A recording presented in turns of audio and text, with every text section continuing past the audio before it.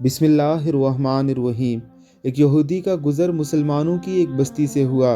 उसके दिल में एक तरकीब आई कि क्यों ना मैं उन्हें उनके दीन के तल्लक से उनके दिलों में शकूक व शुबहात पैदा करूं और उन्हें उनके उलमा से बदज़न कर दूं।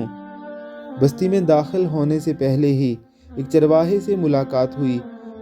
यहूदी ने सोचा कि क्यों ना इसी जाहिल से इसकी इब्तिदा की जाए और इस चरवाहे के दिलो दिमाग में इस्लाम के ख़िलाफ़ शकूक व शुबहात पैदा किए जाएं। यहूदी ने इस चरवाहे से मुलाकात की और कहा कि मैं एक मुसलमान मुसाफिर हूँ। बातों ही बातों में यहूदी कहने लगा कि हम मुसलमान कुरान मजीद को याद करने के लिए कितनी मुशक्क़त उठाते हैं, जबकि ये कुरान 30 अज्जा पर मुश्तमिल है। लेकिन कुरान में बेशुमार आयात मुतशाबे हैं जो एक ही जैसी हैं। बार बार दोहराने की क्या ज़रूरत है? अगर मुतशाबिहात को निकाल दिया जाए तो कुरान और भी मुख्तसर हो जाएगा और याद करने में बहुत आसानी भी हो जाएगी। चरवाहा उसकी बातें गौर से सुनता रहा और खामोश रहा।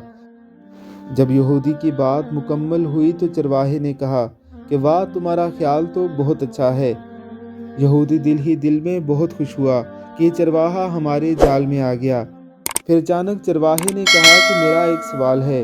यहूदी ने कहा कि पूछिए तो सही। तुम चाहते हो कि कुरान मजीद में जो मुतशाबिहात या तकरार है उसको निकाल देना चाहिए?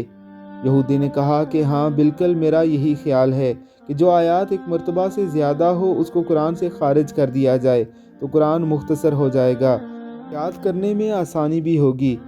चरवाहे ने कहा कि मुझे ऐसा लगता है कि तुम्हारे बदन पर भी बाज़ अज़ा एक से ज़्यादा हैं जो तकरार पैदा कर रहे हैं, जिसका कोई फ़ायदा नहीं। क्यों ना तुम्हारे दोनों हाथों में से एक हाथ को काट दिया जाए, दोनों पैरों में से एक पैर ही रखा जाए, इसलिए कि ये भी तकरार है। दो दो आँखों की क्या ज़रूरत है? काम तो एक से भी पूरा हो सकता है। क्यों ना तुम्हारी एक आँख भी निकाल दी जाए, दो कान और दो गुर्दों की क्या ज़रूरत है? इसमें भी तकरार है। अगर इन तमाम तकरार वाले अज़ा को निकाल दिया जाए तो तुम्हारा बदन भी बिल्कुल हल्का हो जाएगा और ग़िज़ा की मिक़दार भी कम हो जाएगी और तुम्हें ज़्यादा जद्दोजहद करने की भी ज़रूरत नहीं रहेगी।